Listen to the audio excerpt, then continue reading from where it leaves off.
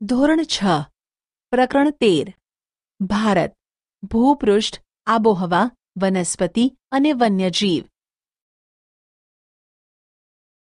ભારત વિશાળ ભૌગોલિક વિસ્તારવાળો દેશ છે. વળી તે ભૌગોલિક વિવિધતા ધરાવે છે. આ વૈવિધ્ય આપણને વિસ્મય પમાડે છે.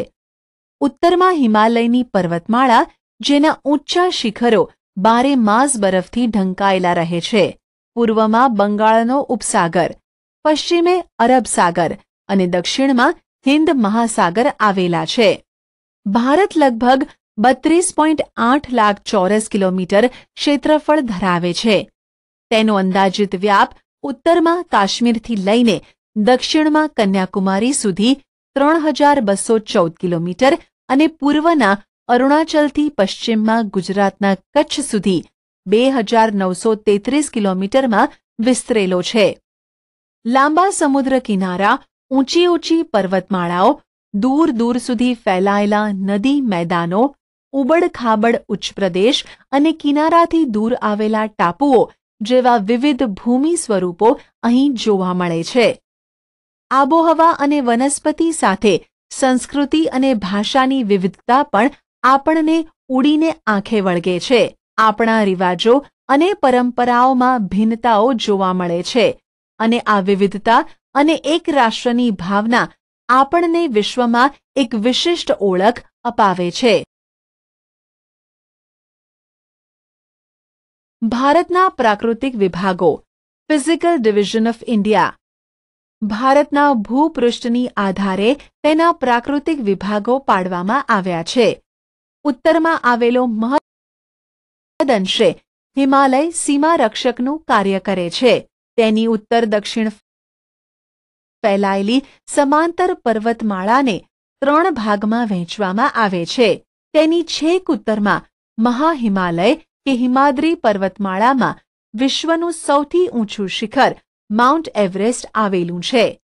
ત્યારબાદ તેની દક્ષિણે મધ્ય હિમાલય કે હિમાચલ નામથી ઓળખાતી પર્વતમાળા આવેલી છે, જ્યાં દર્શનીય સ્થળો અને યાત્રાધામો આવેલા છે.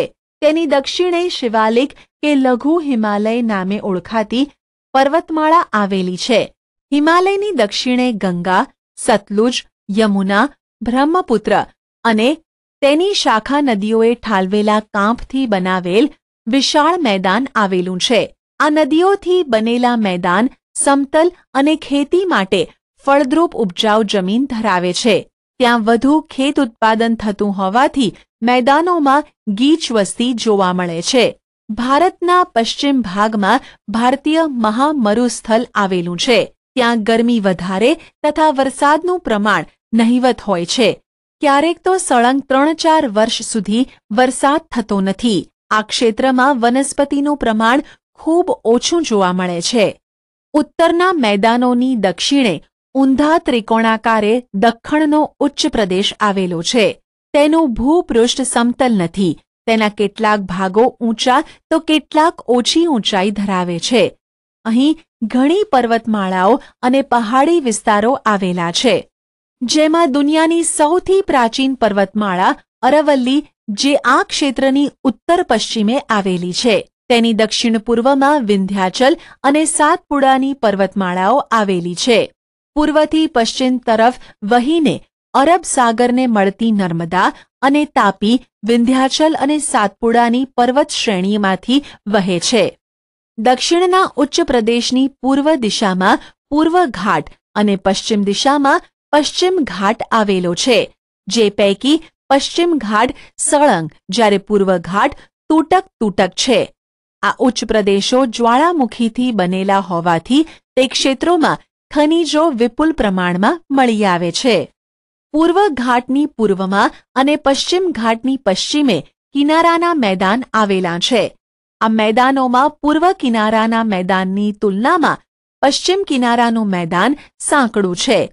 ગોદાવરી, મહાનદી, કાવેરી અને કૃષ્ણા પૂર્વ તરફ વહીને ફળદ્રુપ મુખ ત્રિકોણ પ્રદેશ બનાવી બંગાળના ઉપસાગરને મળે છે. બ્રહ્મપુત્ર અને ગંગા નદીએ બંગાળના ઉપસાગરમાં સુંદરવન નામના વિશાળ મુખ ત્રિકોણ પ્રદેશની રચના કરી છે. ભારતમાં 2 ટાપુ સમૂહ આવેલા છે. બંગાળના ઉપસાગરમાં દક્ષિણ પૂર્વે આવેલા અંદમાન અને નિકોબાર તથા અરબ સાગરમાં કેરળના કિનારાથી પશ્ચિમે પરવાળાથી બનેલા લક્ષદ્વીપ ટાપુઓ છે. ભારતની છેક દક્ષિણે હિંદ મહાસાગર આવેલો છે. પ્રવૃત્તિ: ભારતના રેખાંકિત નકશામાં નીચેની વિગતોની નકશા પૂર્તિ કરો. 1. ભારતીય મહામરુસ્થળ. 2. ગંગાનું મેદાન. 3. હિમાલય.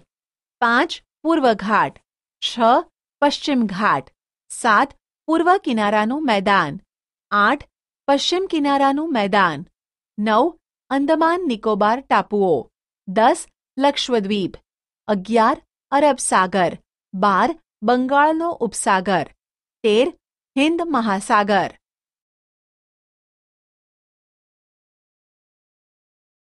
ભારતની આબોહવા. વાતાવરણમાં થતા રોજિંદા ફેરફારને હવામાન કહે છે અને કોઈ પણ સ્થળમાં હવામાનના તત્વોની આશરે 30 વર્ષની સરેરાશ પરિસ્થિતિને આબોહવા કહે છે. તમે અનુભવ્યું હશે કે ક્યારેક ગરમીનું પ્રમાણ વધે તો ક્યારેક ઠંડીનું, તો વળી ક્યારેક આકાશ વાદળછાયું બની જાય છે અને સૂર્ય વાદળો પાછળ ઢંકાઈ જાય. પવન વગેરેની વિગતો તમે રેડિયો કે ટીવી દ્વારા જાણી હશે. ભારતમાં નીચે મુજબની ઋતુઓ અનુભવાય છે. શિયાળો ડિસેમ્બરથી ફેબ્રુઆરી, ઠંડી ઋતુ. ઉનાળો માર્ચથી મે, ગરમ ઋતુ. ચોમાસું જૂનથી સપ્ટેમ્બર, વર્ષા ઋતુ. પાછા ફરતા મોસમી પવનોની ઋતુ ઓક્ટોબરથી નવેમ્બર, શરદ ઋતુ, નિવર્તન ઋતુ. શિયાળો વિન્ટર. શિયાળો ઠંડીની ઋતુ છે.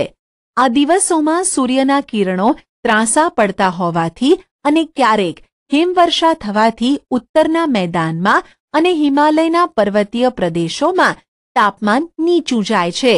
ગુજરાતના ઉત્તર ભાગમાં આવેલ વિસ્તારોમાં રાજ્યના બીજા વિસ્તારો કરતાં વધુ ઠંડી અનુભવાય છે. આ ઋતુમાં દિવસો ટૂંકા હોય છે.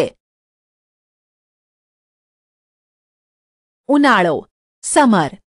ઉનાળો અકળાવનારી ગરમીની ઋતુ છે. આ દિવસોમાં સૂર્યના કિરણો લગભગ સીધા પડતા હોવાથી તાપમાન ઊંચું જાય છે. જો કે સમુદ્ર કિનારાના પ્રદેશોમાં ગરમીનું પ્રમાણ દેશના ખંડીય ભાગો કરતાં ઓછું રહે છે. બપોરે ગરમ સૂકા પવનો ફૂંકાય છે, જેને લૂ કહે છે. આ ઋતુ દરમિયાન ગુજરાતના ઉત્તર ભાગ અને રાજસ્થાનના પશ્ચિમ ભાગમાં વધુ ગરમી અનુભવાય છે. આ ઋતુમાં દિવસો શિયાળાની તુલનામાં લાંબા હોય છે.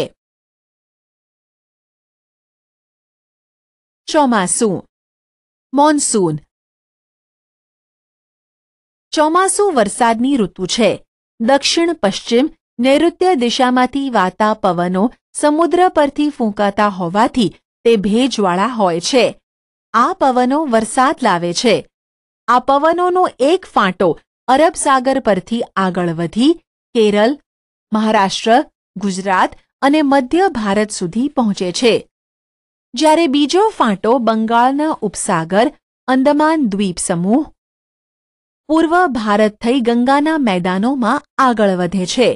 આ બંને ફાંટા આગળ જતાં એકબીજાને મળી પશ્ચિમ ઉત્તર પ્રદેશ, હરિયાણા, પંજાબ અને પૂર્વ રાજસ્થાન સુધી પહોંચી વરસાદ આપે છે.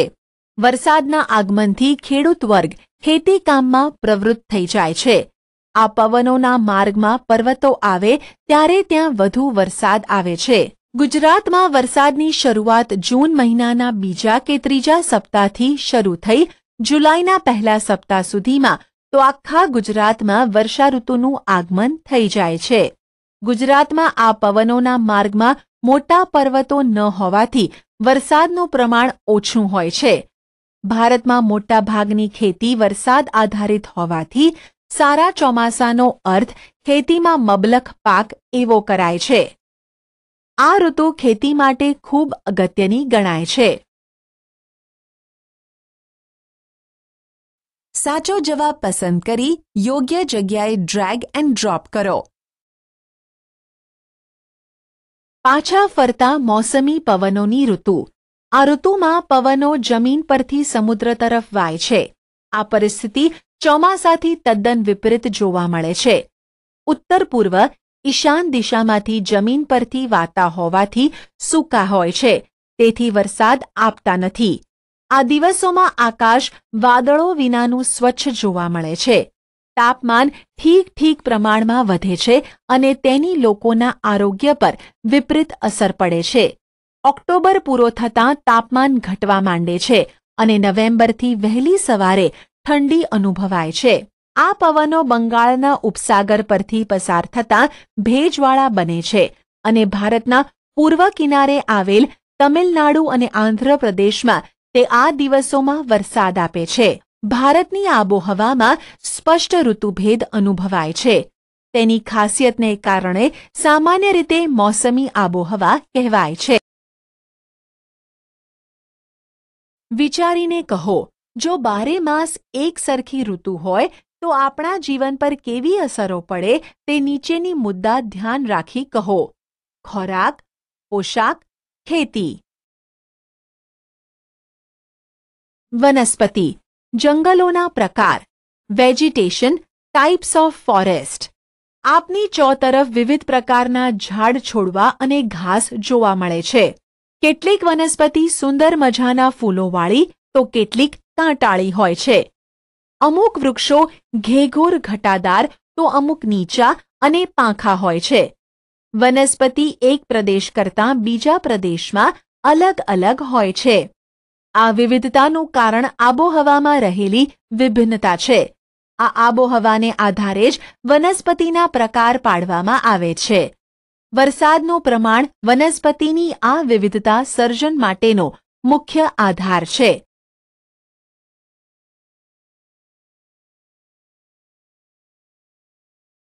જંગલોના પ્રકારો આ મુજબ છે. ઉષ્ણ કટિબંધીય વરસાદી જંગલો, ટ્રોપિકલ રેની ફોરેસ્ટ. જ્યાં વરસાદનું પ્રમાણ વધારે હોય છે ત્યાં ઉષ્ણ કટિબંધીય વરસાદી જંગલો આવેલા હોય છે. આ જંગલોના વૃક્ષો ઘેઘૂર અને ઘટાદાર હોવાથી સૂર્યના કિરણો જમીન સુધી પહોંચી શકતા નથી. અનેક જાતના વૃક્ષો, વેલાઓ અને છોડવા એટલે કે ફર્ન્સ ત્યાં જોવા મળે છે. વળી બધી જાતના વૃક્ષોમાં એક સાથે પાનખર આવતી નથી, પણ વર્ષભર અલગ સમય આવતી હોવાથી તે હંમેશા લીલાછમ દેખાય છે. આ પ્રકારના જંગલો પશ્ચિમ ઘાટના કિનારાના તરફના ઢોળાવોમાં પટ્ટી રૂપે અને અંદમાન નિકોબાર ટાપુઓમાં તથા ઉત્તર પૂર્વ ભારતના કેટલાક ભાગોમાં આવેલા છે. મહોગોની, રોઝવુડ, નેતર વગેરે વૃક્ષો અહીં જોવા મળે છે. કટિબંધીય પાનખર જંગલો, ટ્રોપિકલ ડેસિડ્યુઅસ ફોરેસ્ટ. આ પ્રકારના જંગલો ભારતમાં ઘણા મોટા ભાગ પર આવેલા છે. આ જંગલો ઓછા ઘટાદાર હોય છે. તેમાં પાનખર ઋતુ દરમિયાન વૃક્ષો પાંદડા ખેરવે છે. આથી તેને ખરાઉ મોસમી જંગલો એવા નામે પણ ઓળખવામાં આવે છે. સાગ, સાલ, વાંસ, મહોડો, લીમડો વગેરે વૃક્ષો આ પ્રકારના જંગલોમાં જોવા મળે છે. ખરાવાળા જંગલો, ડ્રાય એન્ડ સ્ક્રબ ફોરેસ્ટ. આ પ્રકારના જંગલો ઓછા વરસાદના પ્રદેશોમાં જોવા મળે છે. અહીં થતાં વૃક્ષો કાંટાળા હોય છે. થોર, ખેર, ખીજડો, બાવળ, બોરડી વગેરે મુખ્ય છે. રાજસ્થાન, હરિયાણા, પશ્ચિમ ઘાટના પૂર્વીય ઢાળ પર અને ગુજરાતમાં જોવા મળે છે. પર્વતીય જંગલો, મોન્ટેન ફોરેસ્ટ. આ પ્રકારના જંગલો તેના નામ પ્રમાણે પર્વતીય વિસ્તારમાં જોવા મળે છે. પર્વતોમાં જુદી જુદી ઊંચાઈએ વિવિધ પ્રકારની અને આકાર વૈવિધ્ય ધરાવતી વનસ્પતિ ઉગે છે. સમુદ્ર સપાટીથી 1500 મીટરથી 2500 મીટર સુધી ઉગતી વનસ્પતિ શંકુ આકારની અને સોયાકાર પાંદડા ધરાવતી હોય છે. તેના આકાર પરથી આ વનસ્પતિ શંકુદ્રુમ વનસ્પતિ તરીકે ઓળખાય છે. ચીડ, દેવદાર, પાઇન વગેરે આ પ્રકારની વનસ્પતિ ગણાય છે. મેનગ્રોવ જંગલો, મેનગ્રોવ ફોરેસ્ટ. આ પ્રકારના જંગલો સમુદ્રની ભરતીના ખારા પાણીમાં વિકસે છે. આ પ્રકારના જંગલો પશ્ચિમ બંગાળ, ગુજરાત અને આંદામાન નિકોબારના ટાપુઓના સમુદ્ર કિનારે આવેલા છે. ગંગાના મુખ ત્રિકોણ પ્રદેશમાં આવેલ સુંદરવન આ પ્રકારનું જંગલ છે. ત્યાં થતા સુંદરી નામના વૃક્ષો પરથી એ નામ પડ્યું છે. ગુજરાતના સમુદ્ર કિનારે આ પ્રકારના જંગલોમાં ચેરના વૃક્ષો જોવા મળે છે, જેનો ઉપયોગ સ્થાનિક લોકો બળતણ તરીકે કરે છે. પાઠની વિગતોને આધારે નીચેના કોષ્ટકમાં માંગ્યા મુજબની વિગતો ભરો. જંગલના પ્રકાર સામે તે જંગલોમાં જોવા મળતા વૃક્ષોની યાદી બનાવો. જંગલોનું મહત્વ. જંગલો આપણી ઘણી જરૂરિયાતો પૂરી પાડે છે. તેનાથી થનારા મુખ્ય ફાયદા કોષ્ટકની મદદથી જાણીએ. જંગલોના ફાયદા. પર્યાવરણીય ફાયદા. વાતાવરણ શુદ્ધ રાખે, વરસાદ લાવે, ધોવાણ અટકાવે, વન્યજીવોને કુદરતી આવાસ, ભૂમિગત જળ સંરક્ષણ. આર્થિક ફાયદા. બળતણ અને ઇમારતી લાકડું, ઔષધિઓ, ઉદ્યોગો માટે કાચો માલ, ઘાસચારો, લાખ, રાળ, ગુંદર જેવી જંગલ પેદાશો. પ્રવૃત્તિ. તમારી આજુબાજુ ઉગતા વૃક્ષોના ઔષધીય ઉપયોગ વિશે શિક્ષકની કે વડીલોની મદદથી જાણો. શાળાની કઈ ચીજો જંગલમાંથી મળતા કાચા માલમાંથી બનેલી છે તેની યાદી મિત્રોની સાથે ચર્ચા કરીને બનાવો. જંગલ વિનાશ નહીં રોકાય તો આવનાર પરિસ્થિતિ અને તેની અસરો વિશે વક્તૃત્વ સ્પર્ધાનું આયોજન અનુકૂળતાએ ગોઠવો. આપણા દેશના જંગલોમાં વિવિધ જાતના વન્યજીવો વસે છે, જેમાં સસ્તન વર્ગના પ્રાણીઓ, પક્ષીઓ, જળચરો, ઉભયજીવો, કીટકો, સરીસૃપો, કીડાઓનો સમાવેશ થાય છે. વાઘ આપણા દેશના વિવિધ ભાગોમાં જોવા મળે છે અને તે આપણું રાષ્ટ્રીય પ્રાણી છે.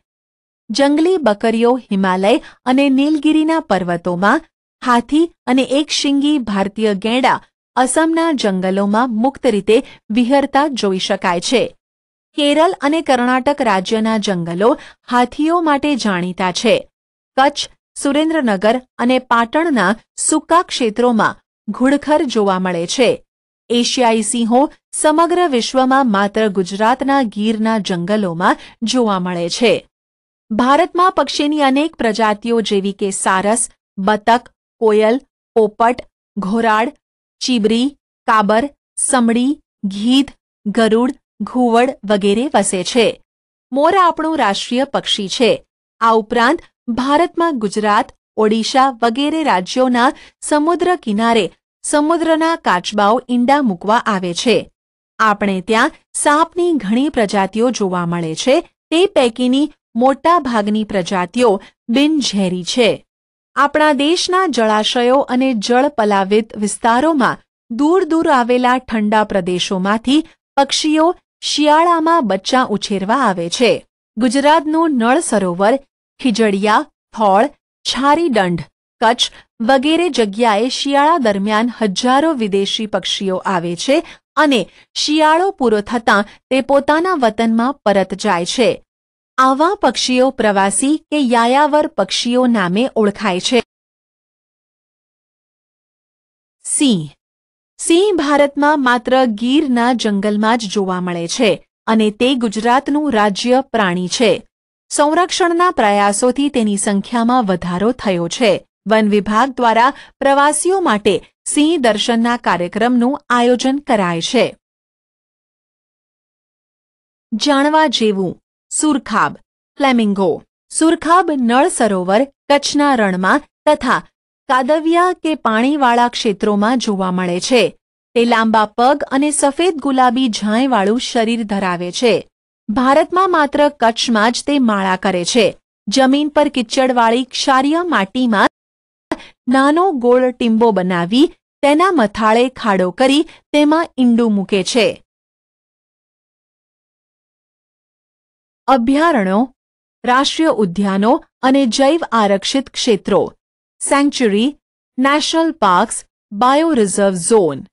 વન્યજીવોના સંરક્ષણના હેતુથી કેટલાક વિસ્તારોને ખાસ કાયદાકીય જોગવાઈથી નીચે મુજબના વિસ્તારો કે ક્ષેત્રો જાહેર કરવામાં આવે છે, જેની મુખ્ય વિગતોની માહિતી મેળવીએ. અભયારણ્ય. રચના રાજ્ય સરકાર દ્વારા. અન્ય વિગતો પાલતુ પશુઓને મંજૂરી બાદ ચરાવવાની છૂટ. ઉદાહરણ: બાલારામ અભયારણ્ય, નળ સરોવર પક્ષી અભયારણ્ય. રાષ્ટ્રીય ઉદ્યાન. રાજ્ય અને કેન્દ્ર સરકારના સંકલનથી પાલતુ પશુઓને ચરાવવા પર સંપૂર્ણ પ્રતિબંધ. ગીર રાષ્ટ્રીય ઉદ્યાન, વેળાવદર રાષ્ટ્રીય ઉદ્યાન. જૈવ આરક્ષિત ક્ષેત્ર. આંતરરાષ્ટ્રીય માપદંડો મુજબ તમામ બહારની માનવીય પ્રવૃત્તિઓ પર સંપૂર્ણ પ્રતિબંધ. કચ્છ રણનું આંશિક ક્ષેત્ર. નીલગિરીનું ક્ષેત્ર, દક્ષિણ ભારત. જંગલો અને વન્યજીવોની સુરક્ષા આપણા સૌની જવાબદારી છે. તેના સરકાર દ્વારા ઘડવામાં આવતા કાયદા અને મૂકવામાં આવતા પ્રતિબંધોનો અમલ કરવા આપણે સૌએ કટિબદ્ધ થવું પડશે. પ્રવૃત્તિ: શાળામાં વન વિભાગના અધિકારીને વક્તવ્ય માટે બોલાવી તમારા વિસ્તારની વનસ્પતિ અને વન્યજીવોની માહિતી જાણો.